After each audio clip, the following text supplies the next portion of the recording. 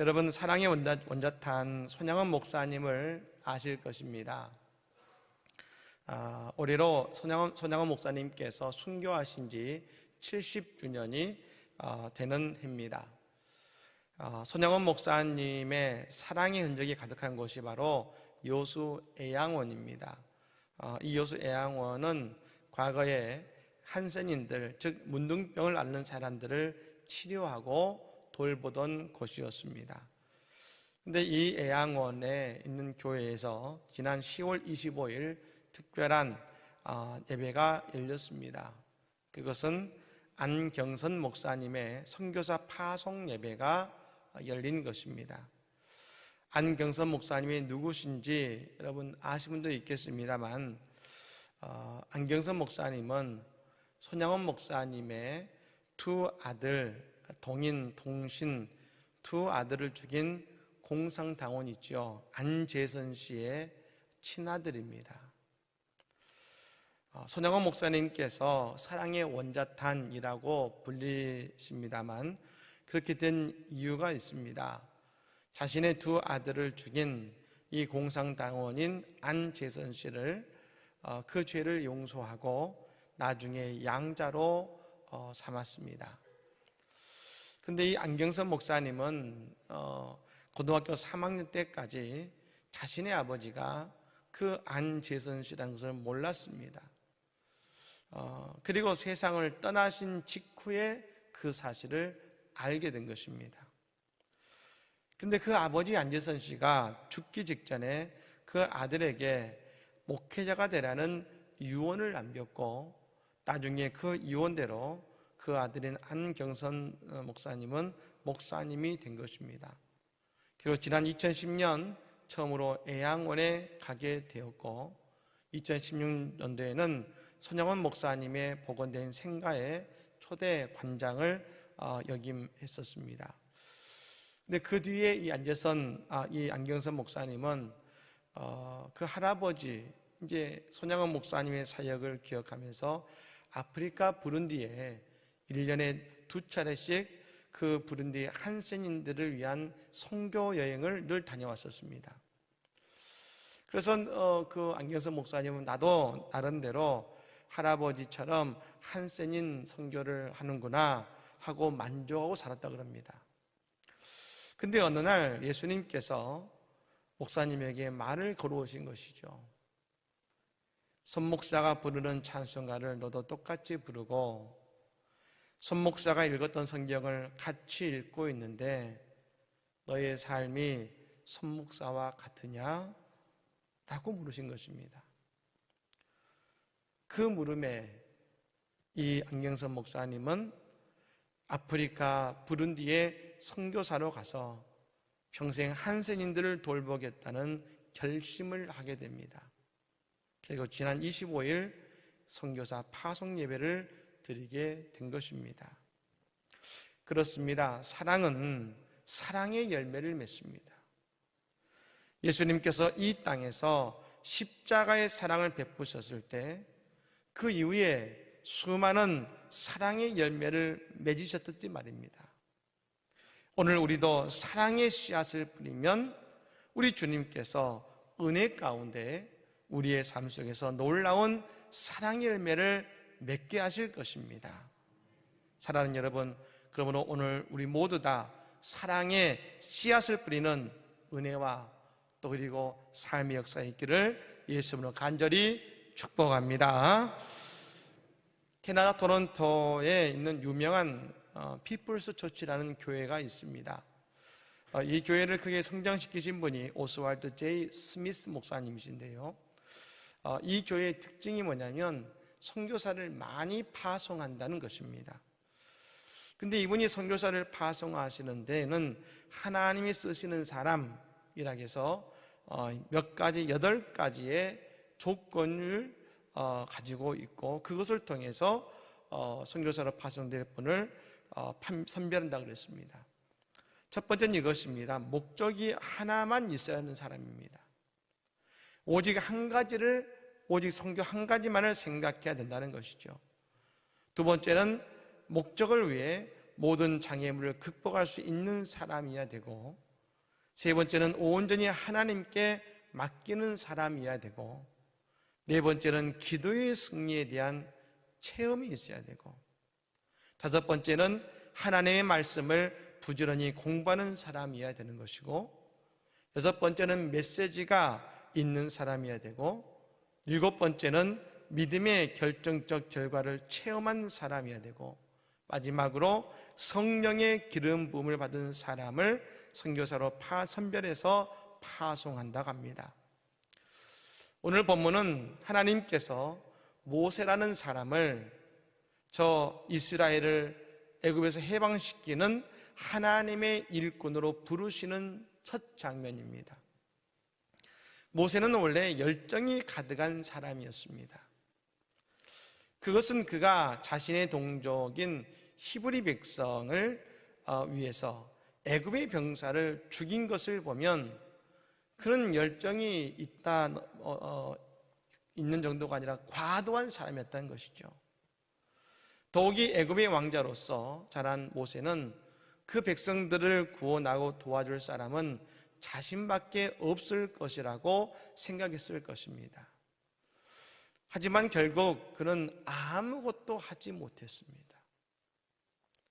도망자가 되었습니다. 그런 그가 오늘 하나님의 불 앞에 서 있습니다. 여러분, 사람의 열정이 가득한 사람은 그것이 좋아 보이긴 하지만 자기 자신에게 상처를 입힐 뿐 아니라 주변 사람들에게도 상처를 입히기 쉽습니다. 왜냐하면 자신이 열정으로 나가니 자신의 마음대로 되어야 하기 때문에 그런 것입니다. 하지만 여러분, 하나님의 열심이 있습니다. 그 하나님의 열심은 어느 누구도 상처를 입히지 않습니다. 오늘 모세가 만난 하나님의 불을 보십시오. 분명 타고 있지만 아무것도 태우지 않고 어떤 것에도 해를 입히지 않습니다. 오히려 죽어가는 것들에 생명을 불어넣고 있는 것 아니겠습니까? 우린 여기서 중요한 한 가지 사실을 바라봐야 됩니다. 인간적인 눈으로 말입니다. 가장 정의감이 불타고 열심히 있고 추진력 있는 그때는 하나님의 일을 하기 적당해 보입니다. 우리는 그때가 정말 하나님의 일을 하기 적당하다고 생각합니다. 하지만 그때는 하나님의 때가 아닐 경우가 많습니다. 하나님의 때는 하나님이 함께 주시지 않으면 나는 아무것도 할 수 없습니다 라는 고백을 할 때가 바로 하나님이 우리를 사용하시는 때인 것입니다. 그럼 여러분, 우리는 한번 생각해 볼 필요가 있습니다. 과연 여러분, 모세의 인생은 궁궐에서의 40년과 광야에서 40년이 있었는데요, 이 광야 40년이 무슨 의미가 있느냐는 것입니다. 우리가 보기에 이 목자로서의 40년 이렇게 말하니까요, 모세의 삶을 평화롭고 아름답게 볼지는 모르지만 여러분, 모세는 그의 장인 이드로의 집에 40년간 얹혀 살고 있습니다. 그렇게 보면 여러분, 모세는 그의 조상인 야곱에 비해서 참 능력이 떨어진다고, 능력이 없어 보입니다. 왜냐하면 여러분, 야곱은 그의 외삼촌 라반의 집에 갈 때에 빈손으로 갔습니다. 모세와 똑같죠. 근데 20년 후에 외삼촌 집을 떠나 자신의 고향으로 돌아갈 때는 그 외삼촌 라반보다 더 많은 재산을 가지고 고향으로 돌아갔습니다. 하지만 여러분, 모세는 40년이 지나지만 여전히 처가살이를 하고 있습니다. 여러분, 이 당시에는, 여러분, 이 시대는 처가살이를 하는 것은 부끄러움이었습니다. 더욱이 성경은 모세가 광야를 지나고 있다고 말하고 있습니다. 우리나라는 사실 광야를 이해하기 쉽지 않습니다. 왜냐하면 우리는 산천이 푸르기 때문에 그런 것이죠. 하지만 광야를 가본 분은 아실 것입니다. 그 땅은 그저 고요한 땅이 아닙니다. 그 땅에서 지내는 시간은 허무하고 아무것도 없는, 그저 아무것도 아닌 인생을 낭비하는 것과 같은 시간으로 여겨지게 되어 있습니다. 여러분, 그래서 말입니다. 모세는 그러한 허무한 40년의 시간을 보냈다고 말씀드릴 수 있는 것이죠. 정말로 열심을 가지고 살아가는 사람이 모세에게 와서 너 왜 인생 그렇게 살아? 좀 의미 있는 인생을 살아봐 라고 말해도 할 말 없는, 여러분, 그런 시간을 지내고 있는 것입니다. 하지만 여러분, 저는 그래서 오늘 이 본문이 너무나 소중하게 느껴집니다. 왜냐하면 만일 모세가 그의 나이 80세에 하나님을 만나지 못한다면, 그래서 여러분 그의 인생이 마무리됐다면 그는 정말로 광야에서 근근히 양을 먹이며 살아가는 그런 사람으로 인생을 마쳤을지 모릅니다. 하지만 모세가 하나님을 만나는 순간 그의 인생에 놀라운 일이 벌어졌음을 믿으시기를 바랍니다. 어떤 일이 벌어집니까? 모세가 광야에서 40년 동안 별 의미 없이 보냈던 그 시간이 하나님을 만나자 하나님의 시간으로 바뀌어지고, 그 시간이 허무한 시간, 쓸데없는 시간이 아니라 모세의 사역에 꼭 필요한 시간으로 바꾸어지게 되었다는 것입니다. 어떻게요? 이스라엘 백성들이 광야 40년을 지냈던 그곳이 바로 모세가 40년간 지냈던 바로 그 광야였습니다. 그러니 말입니다.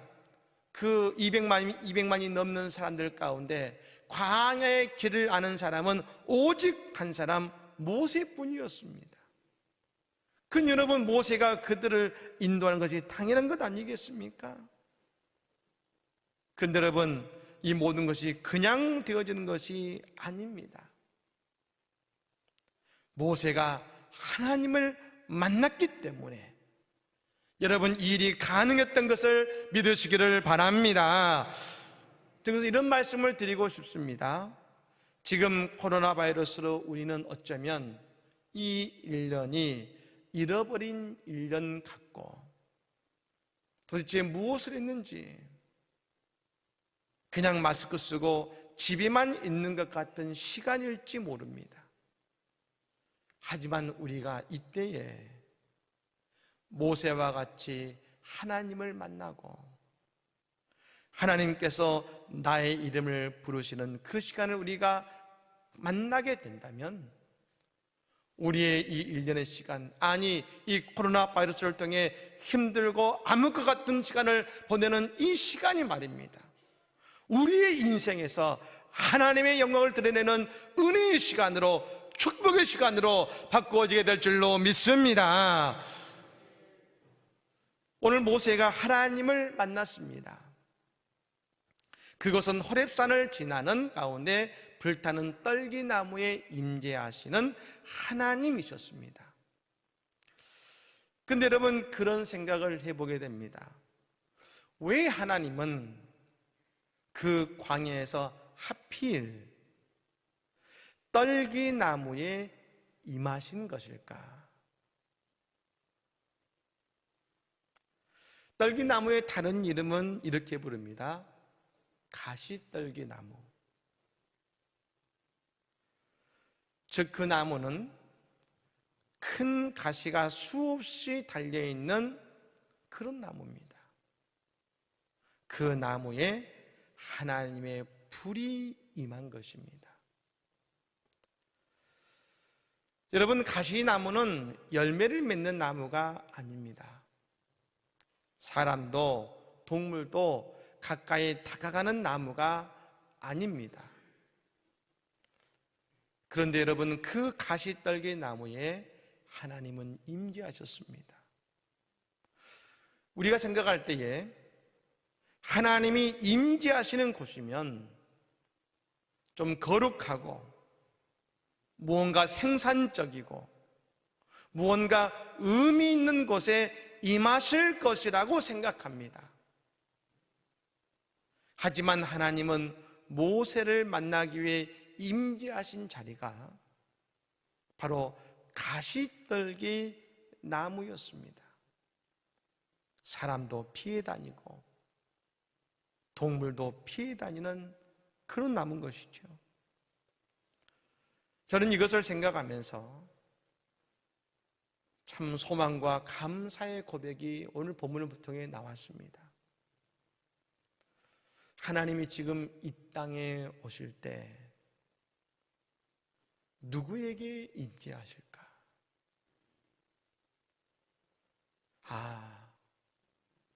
저 가시나무와 같은 죄인의 자리에 있는 우리들에게 하나님은 오시는구나. 여러분, 우리가 저 가시떨기 나무와 같지 않습니까? 예수님의 별칭이 있었습니다. 나사렛 예수님이었습니다. 나사렛이란 말이 물론 지역의 이름입니다만 우리는 이 나사렛 예수님이란 말 이름이 아주 은혜롭고 그리고 너무나 친근한 이야기지만 여러분, 이 시대는 나사렛이라는 의미가 이런 의미였습니다. 실패의 땅, 실패의 자리라는 의미였습니다. 그런 곳에 사셨던 예수님, 우리에게 좋아 보이는 나사렛이라는 여러분 이름은 그런 이름이죠. 그렇기 때문에 어떤 의미입니까? 실패의 땅에서 거하는 예수, 실패의 자리에 있는 예수, 이런 의미인 것입니다. 여러분, 그래서 니고데모가 말했지 않습니까? 나사렛에서 무슨 선한 것이 나겠느냐? 하지만 예수님은 그 나사렛, 실패의 땅, 아니 어쩌면 저주의 땅과 같은 그 땅을 통해서 하나님의 구원사를 시작하셨습니다. 그 당시 헤롯의 궁전도 있고 예루살렘의 성전도 있었습니다. 하지만 주님이 임재하심, 성령의 임재하심은 가시떨기 나무와 같은 그런 자리, 나사렛에 예수님이 임하셨고 그곳에서 자라셨고 그곳에서 구원사를 이루어 가신 것입니다. 여러분, 저는 이 말씀에서 소망을 봅니다. 저 가시떨기 나무는 모세를 의미합니다. 모세와 같았습니다. 아니, 저 가시떨기 나무는 오늘 우리와 같지 않습니까? 근데 말입니다, 하나님의 불은 쓸모없어 보이고 누구도 찾지 않는 것 같은 광야 40년의 한 자리에 서 있는 모세와 같은 가시떨기 나무 그 위에 하나님의 불이 임한 것이고 동시에 그 하나님의 불이 지금 모세에게 임하고 있는 것 같은 것입니다. 그리고 모세야 만나주시고 말입니다, 대화하고 계신 것이죠. 사랑하는 여러분, 우리는 내가 늘 좀 더 착해지기를 바랍니다. 하지만 하나님께서 우리에게 주시는 은혜는 나 같은 죄인에게 임하신 하나님의 은혜인 것입니다. 이 하나님의 불이 임하자 저 가시떨기 나무는 의미 없는 나무가 의미 있는 나무로, 생명력 없는 나무에서 생명력이 있는 나무로 바뀐 것처럼 말입니다. 오늘 가시떨기와 같은 우리의 인생에 하나님의 불이 임하고 그래서 생명력이 넘쳐나는 믿음의 성도들이 다시시기를 간절히 축복합니다. 마지막으로 오늘 하나님께서 모세에게 말씀하십니다. 5절 말씀입니다. 우리 같이 한번 읽어볼까요? 5절 말씀을 같이 읽습니다.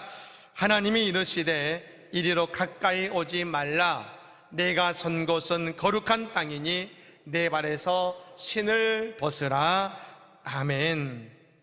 저는 오늘 이 말씀을 묵상할 때에 이 구절이 떠올랐습니다. 레위기 11장 45절 말씀입니다. 나는 너희의 하나님이 되려고 너희를 애굽 땅에서 인도하여 낸 여호와라. 내가 거룩하니 너희도 거룩할지어다. 하나님이 계신 곳은 거룩한 땅이 되었습니다. 그 땅이 가시덤불의 땅이라 하더라도 거룩한 땅이 되었습니다. 그때 모세에게 하나님은 요구하십니다. 너도 거룩한 모습이 되어라. 그런데 어떻게 해요? 어떻게 거룩한 모습이 됩니까? 내 발에서 신을 벗어라. 하나님이 모세에게 처음으로 요구하신 것이 바로 거룩하라는 말씀인데, 그 거룩은 모세의 발에서 신을 벗으라는 말씀이었습니다. 여러분, 신은 우리가 걸어온 길을 의미합니다. 우리가 가는 길을 우리는 맨발로 가지 않습니다. 신을 신고 다닙니다. 즉 나의 살아온 모든 자취는 내가 신었던 그 신발 속에 묻어 있는 것입니다. 근데 여러분, 이 모세에게 그 길은 어떤 길이었습니까? 죄인의 길이었고, 실패의 길이었고, 죄인의 길이었습니다. 하나님은 이제 그 신을 벗으라고 말씀하십니다. 예, 우리가 하나님의 자리로 나아갈 수 있는 것은 나의 무엇으로가 아닙니다. 오직 하나님의 은혜로 가능함을 믿으시기를 바랍니다. 오늘 우리가 주님의 불타는 떨기나무의 자리에 나왔습니다. 오늘 여러분은 여러분의 신발을 벗고 계십니까? 나의 성공, 나의 자랑, 나의 실패, 나의 좌절, 여러분 그 신에서 그 신을 벗고 모든 것을 우리는 내려놓아야 됩니다. 하나님은 오직 모세라는 그 사람, 이미 만세전부터 택하신 나라는 사람을 만나주시기 위해 우리를 주님의 자리로 부르셨습니다. 그리고 그 신을 벗을 때야 모세가 하나님께 비로소 쓰임을 받을 수 있게 된 것처럼 말입니다. 그리고 그때의 말입니다. 의미 없는 인생이 의미 있는 인생이 된 것처럼 말입니다. 그 발에서 신발을 벗는 순간 이제 그는, 모세는 왕궁의 사람도 아니고 광야의 사람도 아닙니다. 그는 그 순간 거룩한 땅에 선 하나님의 사람이 됨을 믿으시기를 바랍니다. 여러분, 오늘 이 시간 인생의 신을 이 시간 벗으시기 바랍니다. 그리고 오늘 이 시간 새롭게 하나님의 사람으로 빚어지고 나아가고 쓰임받는 하나님의 사람이 되기를 간절히 축복합니다. KFC 패스트푸드점을 창립한 샌더스 소령은 그의 어머니에게 두 가지를 배웠다고 합니다. 요리하는 법과 또 하나는 신앙입니다. 평일에는 어머니와 함께 요리하는 것을 즐겼고 주말이면 어머니와 함께 교회를 늘 갔습니다. 어머니를 통해 기도하는 법을 배웠고 하나님을 신뢰하는 법을 배웠습니다. 근데 사업이 바빠지면서 점차 교회를 멀리하던 그가 65세에 신앙의 필요성을 자각하고 다시 교회로 돌아옵니다. 근데 한 번은 사업차 호주에 다녀오는데 그 비행기 위에서 문득 이런 생각이 드는 겁니다. 만일 이 비행기가 추락하면 나는 천국 갈 수 있을까? 고민이 시작됩니다. 평생 교회 생활을 했지만 아직 구원의 확신이 없었던 것입니다. 그리고 그가 75세가 되는 때에 드디어 예수님을 영접하게 됩니다. 그리고 15년 동안 세상을 떠날 때까지 이 샌더스는 주님과 동행하며 선교사 샌더스의 삶이 시작이 된 것입니다.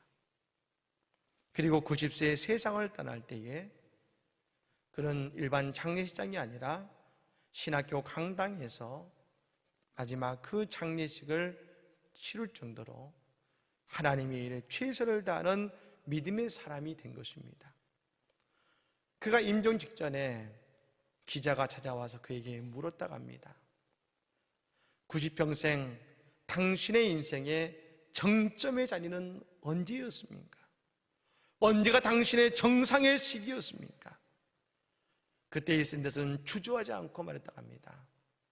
그것은 살아계신 하나님을 만나 거듭났던 날, 바로 그날이 내 인생의 정상의 자리였습니다. 그렇습니다. 우리의 인생의 최고의 날은 아직 시작되지 않았습니다. 우리가 오늘 이 예배에 인자하신 하나님 앞에서 나의 살아온 신발을 벗고 그 거룩한 땅에서 주님의 은혜를 경험하며 믿음으로 앞으로 나아간다면 말입니다. 모세에게 주신 미래의 축복, 소망의 역사하심이 오늘 우리에게도 우리의 인생 가운데 하나님의 그 위대한 은혜와 사랑과 축복이 우리에게 함께 하실 것입니다. 이 놀라운 믿음의 역사가, 모세에 준 축복의 역사가 오늘 우리 모두에게 함께 하기를 예수님으로 간절히 축복합니다. 아멘.